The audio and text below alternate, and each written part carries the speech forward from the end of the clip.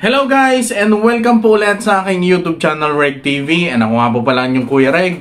At ngayon ang topic natin, minsan mahirap malaman kung nagustuhan ba ng lalaki na makatabi ka or hindi. Dahil kadalasan pare-pareho yung reaksyon nila. At minsan sasabihin nila na ang galing mo kagabi ha. Pero hindi mo talaga sure kung totoo nga ba talaga yung sinasabi niya or ini-etchos ka lang niya para hindi ka masaktan. Kaya kung nasa isang relasyon ka ngayon or nasa isang bagong relasyon ka ngayon at hindi mo kayang tanungin yung partner mo, ito yung ginagawa ng isang lalaki kung sobrang nabaliw siya sa ginawa mo sa bakbakan nyo kagabi.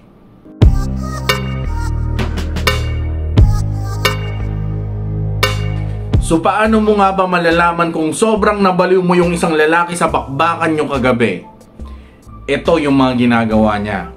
Number 1, magtatanong siya sa history mo.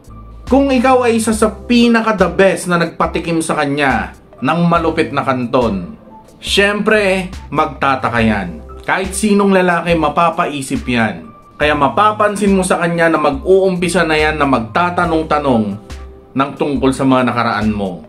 Ang ilan dyan sa mga tanong niya ay kung nakailang jowa ka na, kung pumapatol ka ba sa mga one night stand sa mga nakikilala mo sa club, or tatanungin ka niya straight kung sino yung nagturo sa'yo ng mga malupitang moves na ginawa mo sa kanya kagabi kaya siya bumilib sa'yo. Well, wala namang masama or hindi magsiselos ang isang lalaki kung sakaling umamin ka man sa kanya dahil nakaraan na yon. Pero kung gusto mo ng malupitang sagot sa tanong niya, ang sabihin mo, masarap ka din kasi babe, kaya ganadong ganado rin ako.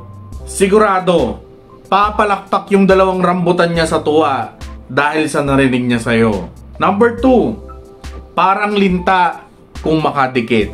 Kapag pinatikim mo ng malupitang bakbakan ng isang lalaki, sigurado, laging excited yan na mag-ano kayo ulit.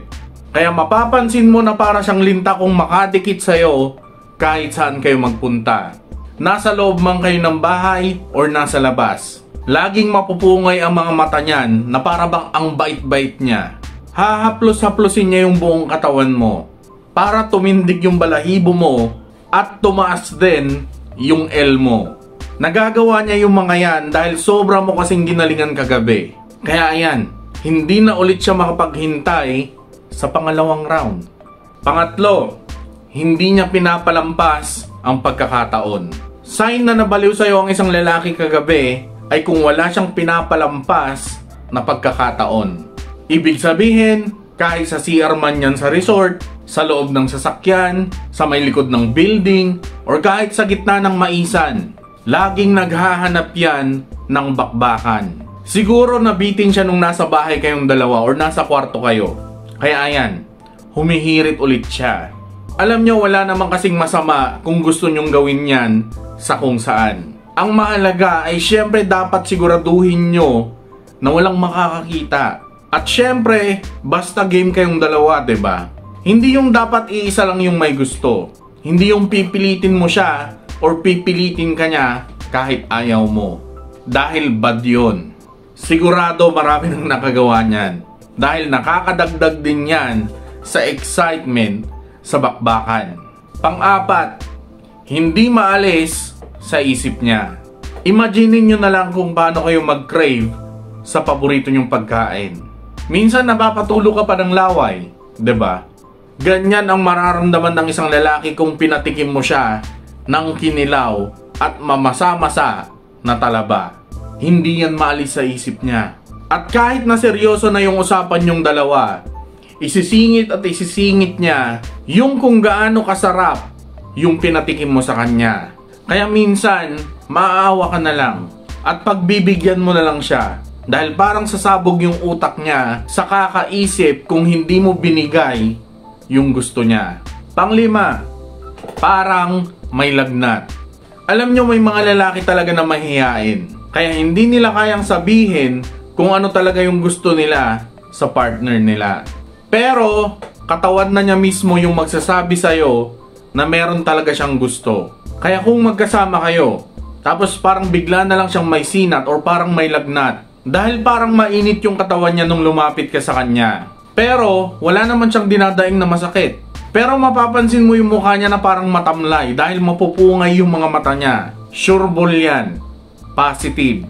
Na-e-L lang sa'yo ang jowa mo. Nangyayari yan sa katawan niya dahil na-e-excite yan. Marami na yan na-i-imagine bago pa lang kayo magkita. Kaya ngayon na magkasama na kayo, nayayakap ka na niya. Nadidikit na yung katawan niya sa katawan mo. Ayan tuloy. Nag-o-overheat na siya. Number 6. Knockout. Kung ang isang lalaki ay kinakailangan pa niya ng mga ilang oras para lang makarecover sa bakbakan nyo, yung kailangan pa niyang magpahinga or matulog, ibig sabihin niyan ay sobrang lupit mo. Kaya ayan, knockout. Naubos na yung lakas niya. Kaya kahit kalabitin mo yan, walang mangyayari. Useless yan. Hindi pa ulit yan makakabangon. Ang kailangan mo lang gawin ay samahan siya. Tabihan mo siya. Tapos matulog ka rin hanggang sa makarecover na siya. Number 7. Okay lang malate. Kung narinig mo sa kanya yung linya na okay lang sa kanya na malate or wag na lang pumasok pagkatapos ng bakbakan nyo, sign yan na sobrang nagustuhan niya yung ginawa mo. Kaya mas pipiliin na lang niya na makipaglambingan muna sa'yo kaysa pumasok sa trabaho. Wala yang pakialam dahil ang mas gusto niya ay magkaroon pa ng extra time para makipaglambingan at para makipagkulitan sa'yo. At yan yung mga signs na nabaliw mo ang isang lalaki sa bakbakan nyo kagabi. So yun. So guys, sa mga gustong bumili ng produkto namin ni Mrs., kami po mismo yung gumagawa niyan. Bagoong alamang at saka sambal. Meron din pong maliit na sambal. Ito yung sambal, parang chili oil siya ng Indonesia, Malaysia at Brunei. Bale, nilagyan lang namin ng konting twist para maging lasang panlasang Pilipino, para maging pasok sa panlasang Pilipino. Kaya yan, yung gustong bumili, pwede nyo siyang bilhin sa TikTok, Lazada. Pwede rin kayong mag-comment sa Facebook. Ang pangalan ng ating shop ay Sidoy's Food Products. I-search nyo lang po yan. Or hanapin nyo yung bagong alamang or sambal. Tapos pag may nakita kayo na letter Z na ganyan, tayo po yan. Basta may letter Z, tandaan nyo guys. So yun, maraming salamat. And shoutout po muna tayo.